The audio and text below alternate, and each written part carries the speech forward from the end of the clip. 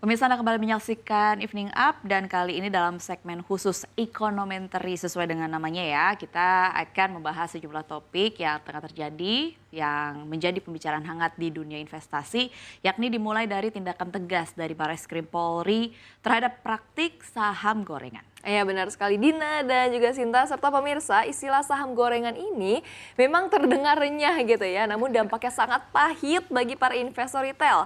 Kabar terbaru mengonfirmasi bahwa penyidik di Tipideksus Barreskrim Polri baru saja menggeledah kantor PT Shinshan Sekuritas di Jakarta Selatan. Ya Bunga dan juga Dina, langkah ini memang sangat krusial ya, di mana penggeledahan tersebut dipimpin langsung oleh Brigjen Ade Safri Simanjuntak. Fokus utamanya adalah mencari bukti tambahan terkait dugaan manipulasi pasar saat proses penawaran umum perdana atau IPO dari PT MML.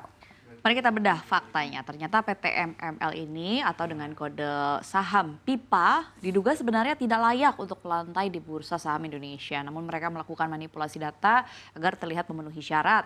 Sinta, Bunga, saya dengar ada keterlibatan oknum juga dari internal bursa sendiri. Nah, dengar-dengar sih begitu ya, tapi kita masih sama-sama menantikan seperti apa kabar selanjutnya, di mana modus yang digunakan ini memang cukup rapi ya, Dina dan juga Bunga. Direktur dari PT MML ini diduga menggunakan jasa konsultan milik seseorang ya dari pegawai Bursa Efek Indonesia berinisial MBP, dan hingga saat ini polisi telah menetapkan 3 tersangka baru termasuk mantan staf BI dan juga manajer proyek perusahaan tersebut. Wah, sungguh ironis ya, karena ketika lembaga yang seharusnya ini menjadi pengawas justru malah disusupi kepentingan pribadi. Namun memang kasus ini tidak berhenti di PT MML saja. Barreskrim juga membongkar modus di PT Narada Asset Management yang melakukan rekayasa reksadana melalui saham proyek.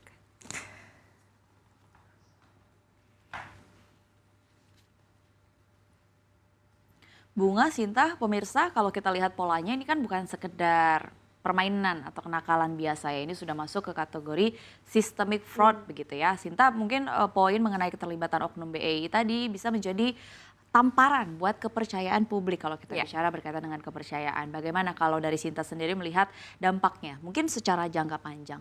Ya tentu saja ini akan ada dampak yang akan sistemik begitu ya, atau juga akan memunculkan dampak yang cukup signifikan ya.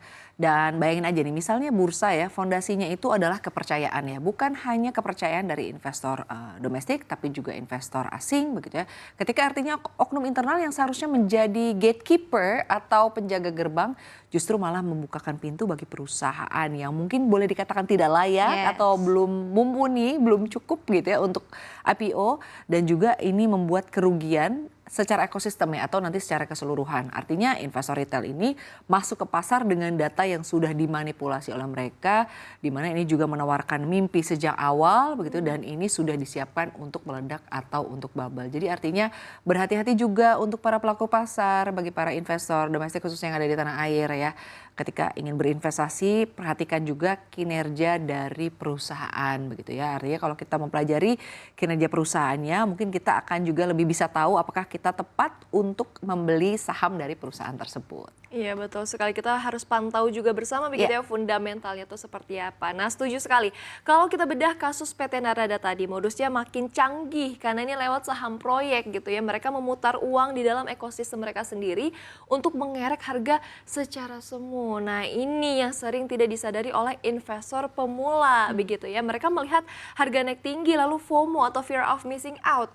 Jadinya padahal itu jebakan likuiditas. Begitu bandar tarik diri, harga terjun bebas dan dana masyarakat tersangkut, akhirnya mereka jadinya punya trust issue ya. Zaman sekarang makanya banyak yang suka trust issue karena suka kayak gitu dimain-mainin gitu. Kalau Bunga trust issue nggak sama aku? Nggak dong? Nggak dong, tapi trust issue sama saham gorengan. Makanya sebelum mau taruh dana di sebuah saham atau di investasi manapun, pokoknya sangat wajib untuk melihat dan juga mempelajari fundamental perusahaan tersebut. Ya, dan Sinta, Bunga, ada yang menarik karena Barreskrim sebenarnya tidak cuma menyasar pelakunya saja, tapi ternyata sampai ke kantor sekuritasnya nih. Apakah ini sinyal bahwa regulator dan juga penegak hukum mulai melakukan aksi bersih-bersih besar-besaran? Bunga mungkin boleh sedikit perspektif. Nah ini sepertinya begitu, langkah Brigjen Ade Safri ini mengirimkan pesan kuat begitu ya, no more business as usual. Nah ini pasti sudah sering kita dengar begitu.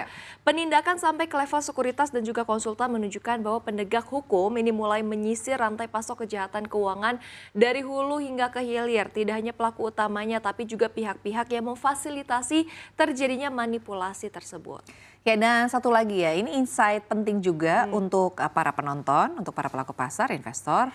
Kasus dari PT MML dengan kode saham PIPA ini menjadi pengingat bahwa laporan keuangan yang terlihat cantik di prospektus ini belum tentu mencerminkan realitas. Jadi kita perlu melihat siapa di balik layar, siapa penjamin emisinya, dan juga apakah kenaikan harganya ini cukup masuk akal. Benar. Dan perlu dilihat lagi tadi ya, seperti sudah disampaikan oleh Buga dan juga Dina, fundamental dari perusahaan itu atau kinerja dari perusahaan itu sangat-sangat penting. Jadi kita jangan sampai terjebak membeli saham gorengan di saat harganya memang sudah gosong. Yes, Ya. betul sekali. Intinya high return selalu dibarengi oleh high risk. Tidak ada yang namanya easy money, tapi yang namanya high return, high risk mungkin bisa dinikmati kalau disertai dengan high logic.